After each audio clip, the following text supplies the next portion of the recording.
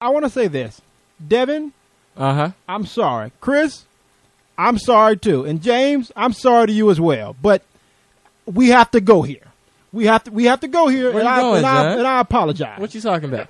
Cooper made some statements earlier this week. Christmas is running from that, man. He don't want to talk.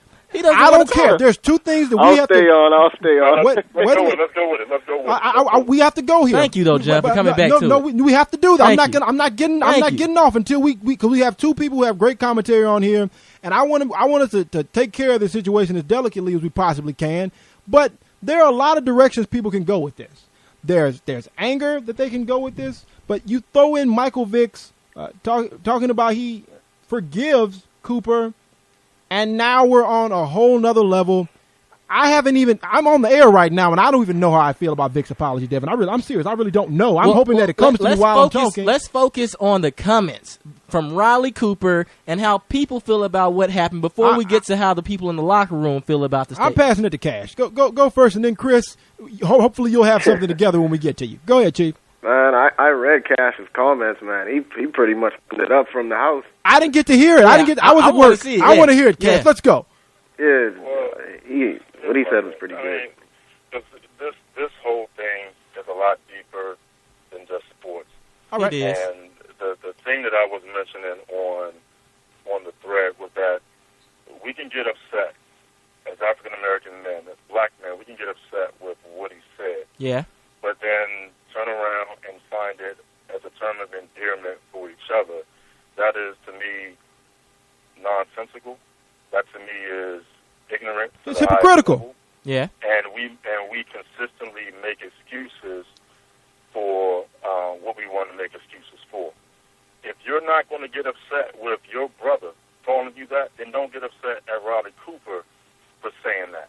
Okay. And that's what it's a lot deeper than just, oh, it's a white guy saying it or whatever, and it getting caught on camera, and now people are expecting some type of retaliation against them. But yet you do it yourself. It's just, to me, it's the most hypocritical thing. But Cash, I think that we should stop using the word altogether. Cash, Period. Just stop. Cash, how about I agree with you. I agree with everything that you just said. I am definitively on board with every statement that you just made. But allow me to play devil's advocate in the situation in terms of the African American reaction to things. And let's take the African American thing out of it. Let's say that sometimes we judge words, Cash, by intentions. We judge words by context and intentions. Yeah. And at you the tell end, like that's what he meant by it. No, at the end of the day, if you're saying something in a term of endearment way, people respond to it in that way. Versus when you see Cooper on the video, it wasn't just that he said the word, because he didn't say it as a term of endearment. If he said it as a term of endearment, we would have an issue there. There's because levels to it. Yeah. There's some type of dichotomy there. Yeah. But he clearly said it as a derogatory term towards African American people as a whole. So I'm not saying it's right for anybody to say it, but I'm saying the way that he said it and the manner in which he said it was in a racist fashion, as in that I am a racist and I feel this way about you people.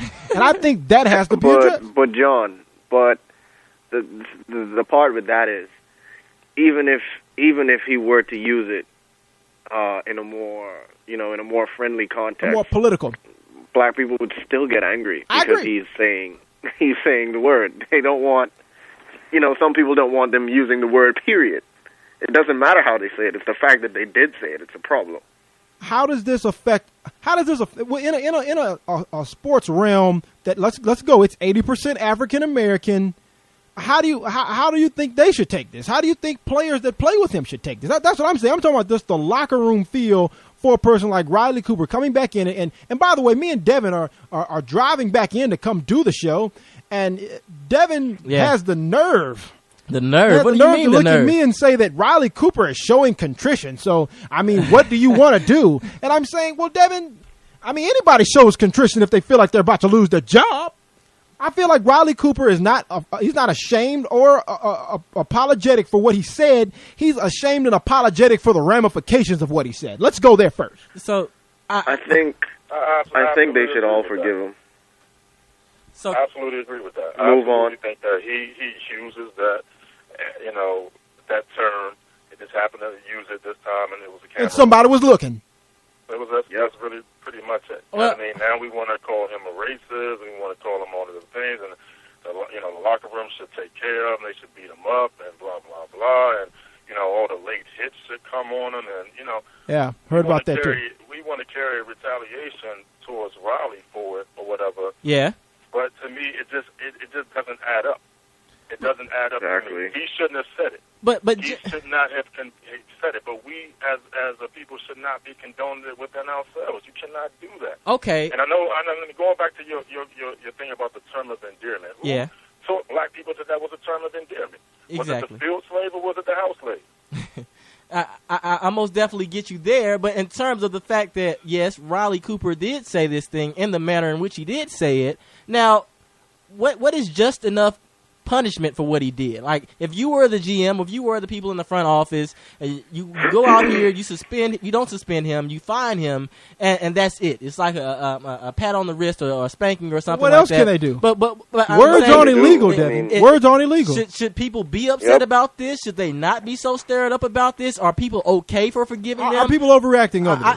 I shudder to say that, but are people overreacting over this?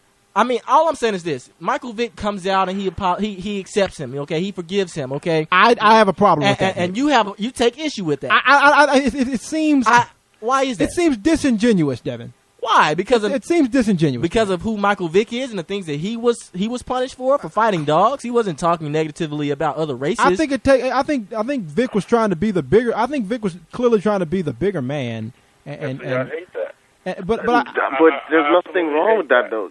To me, I think the best way to combat racism is in the response.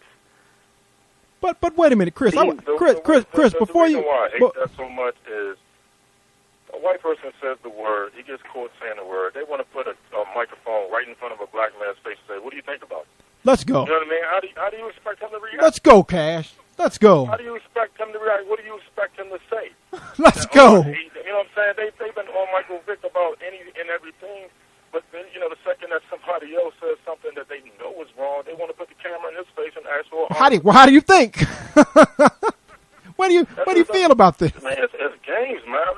People don't understand the psychological effects of things that they do and the things that they say and the way things are spun either in the media or Can't agree in the more. personal community. They don't understand it. Can't agree more. And that's why I harp on this so much, is because you want to act like it's okay, but it's a word that's keeping us in the same stagnant position Thank that you. we are in right now. I understand it. But you know what though, Cash? Christmas, Devin, I was wondering for a minute why Riley Cooper said it. I was thinking, why would an individual, knowing that he's an NFL player, say something like this? Cameras Devin? are always on you. But Devin, I found out why when I read an article. All right. Reverend Aaron Hernandez. Reverend Hernandez, get out of here, son. Reverend Aaron Hernandez, whom God is speaking to. Oh, God is speaking to him now. God through his PayPal, through his pen pal? through his pen pal. Okay. Reverend Hernandez must have sent him a line and told him that this is supposed to open up the world to how racism is moved, because obviously Aaron Hernandez says his whole entire debacle, his whole entire situation is something that God has had his hand in. Isn't that right, Chris? Yeah, when I saw that, I couldn't believe it. I was like, wow. Some type of theological pilgrimage this man's going on. Maybe James God... Cash, God came down and told him to be in that car and hide that gun. God hid his gun. What you think, Cash? Man, that gun is on the side of a road somewhere between Bristol and Florida. That's my opinion. Reverend Hernandez. That's where the gun is. That's where the weapon is. Yeah, I mean, this whole all season. He sits high. Man, he looks low. I think he paid somebody off to hold that gun down for him. I can't wait. I wish football would hurry up. Yeah. This is getting it really did. When sports players are getting caught up in political, issues. But you know what will happen though? Riley will catch a few deep balls, rack up some yards, and everybody will forget. Yeah. You think? Are his teammates gonna forget? I don't think. Are his teammates gonna forget? No, I don't. Did he get punished for it? No, he got punished through a fine. No. You're talking about Riley Cooper? Yeah, it was. He just got fined from the team. Oh, he's gonna get punished because there will be a half of that locker room. He will look at them and he will just know that they're not my friends anymore. Yeah, that's his punishment. I don't even see it. Honestly, I don't even see it going that far. We are that watered down. Everybody can go ahead and say it. As far as I'm concerned, go ahead and say it. Yeah, I believe what. I believe that they toss it around enough anywhere. They'll slap themselves on the back and say, that's all right. Come on, Rowley, whatever. Yeah, I mean, that's what we're looking at, James. A lot of people feel that's indifferent. That's what I hope they do, because, I mean, I'm just a big guy in terms of, I think the best way to combat racism is in the response. And if you're responding with violence and jeers and stuff like that, I don't think it helps the situation at all. You got to rise above it. Yeah. You got to show people that you're bigger than just a word with 2 syllables in it. Take the high road. I understand it. I feel the same way. And I'm still at ends with it. I really don't have and it's very rare that I don't have a response to something, Devin. But I can't formulate a sports related response to have to. I mean, at the end of the day, all I can say is that you're in a locker room full of people that's predominantly African American. You're in a predominantly African American locker room, and irrespective of how many apologies he gives, he is already on camera, on videotape, knowingly said that he feels a preconditioned way about African American people. He said it. He's already, by making that statement and using that racist term, has said that he feels some type of preconceived notion that African American people are predisposed to be a certain kind of way. And that's going to make the people who he's working with uncomfortable. Now, the reason why I may have an issue with what Michael Vick said, and Devin, I mean, this is House Sports. I'm going to say what I want to say. Say what you say. We watched Donovan McNabb be politically correct in Philadelphia for years, and people hated him for it. Let's go. Yeah. He was the politically correct African-American quarterback, and everybody hated him for it. We sat there and watched Warren Moon go up there on ESPN countless times and talk about the struggles of the African-American quarterback, only for Donovan McNabb to sit there and say, well, I haven't gone through any of that. Yeah.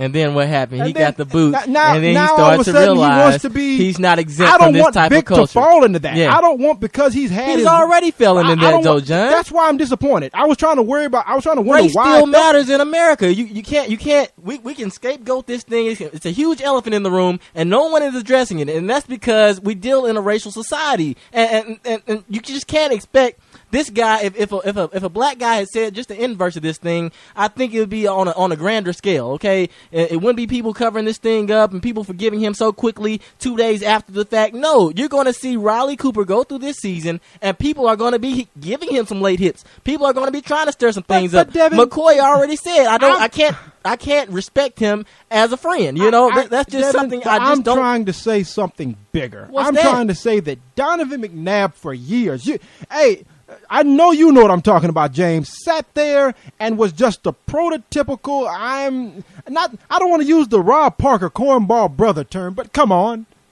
Yeah, I mean, he absolutely was the politically correct, guy that he wanted everybody to love him.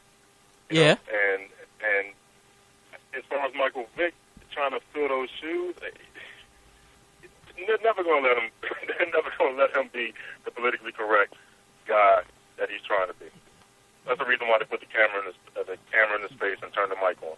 They want to see a Michael Vick from 2002. Oh yeah, they want him to slip up, just like they did with T.O.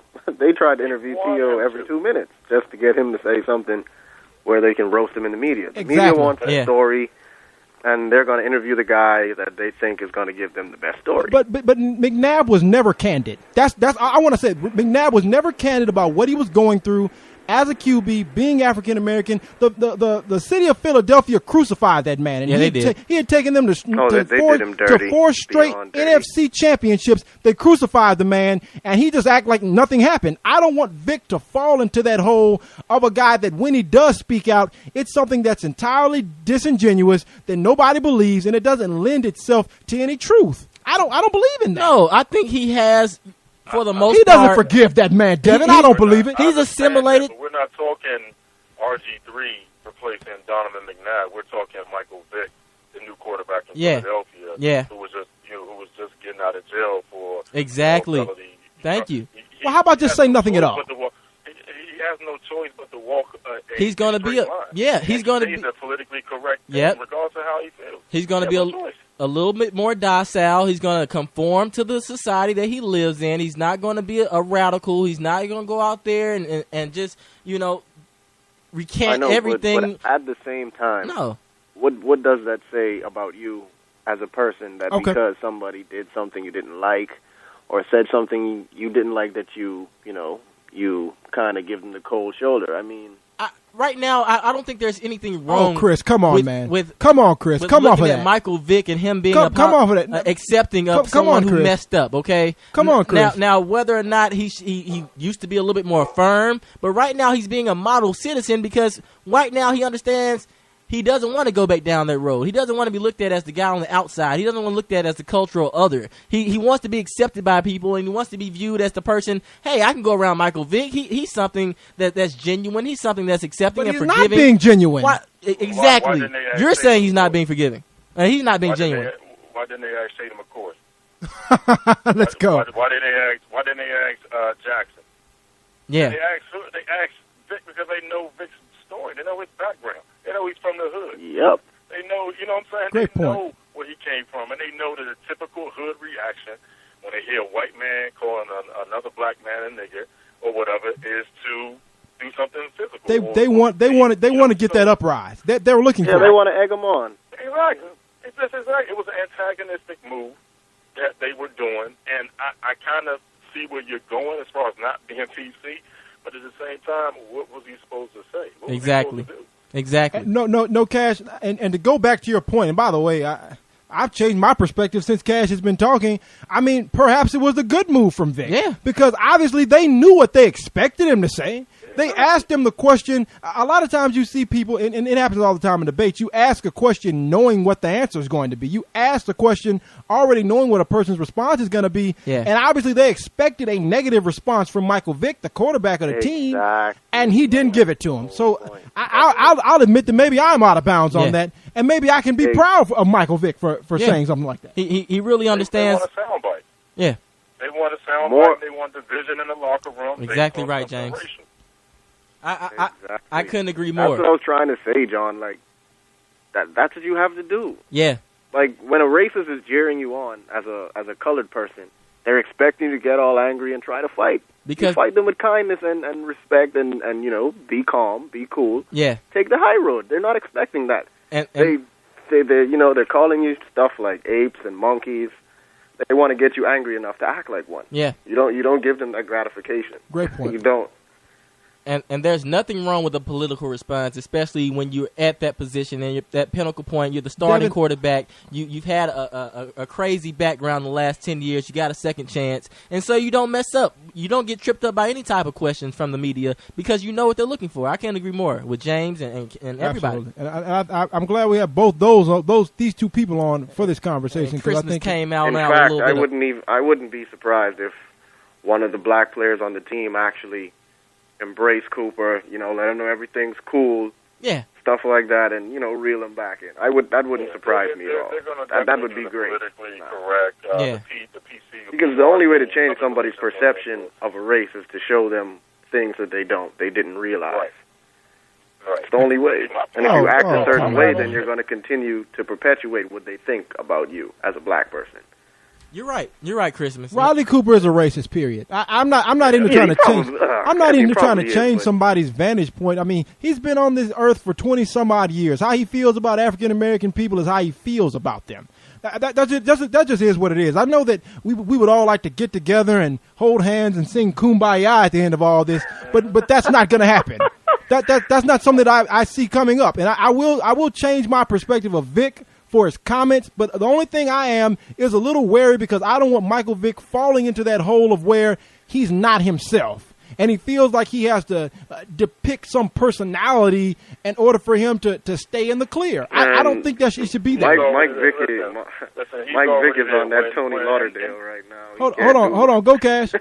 He's already there, and one thing about, you know, I hate to say it, us and them, is that we're not given the benefit of the doubt. Oh wow. Make a mistake. Michael Vick is going to have to live with the dogfighting game for the rest of his life. You know what I mean? Riley Cooper will say this and be forgiven 2 years from now. You know, people won't even be talking about it. They'll say, oh, remember that time when he said this statement, blah, blah, blah? Yeah, he made that one mistake, and then it'll be done. But for Vick... I don't know, man. Remember Kerry Collins? No, it's not. Trust me, because there's too many people out there that conform and think like Riley Cooper, believe it or not. So they say the same thing. This is why it's acceptable oh man, I don't want to open a can, but this is what I'm saying. When you have enough people who are on the like mind, who have said it, but haven't been caught for it, they understand it. They're embracing, like, oh yeah, he got caught saying it and everything, but behind, closed doors, they're saying it too. But they're saying it, when they get together or whatever. Exactly. It's still happening.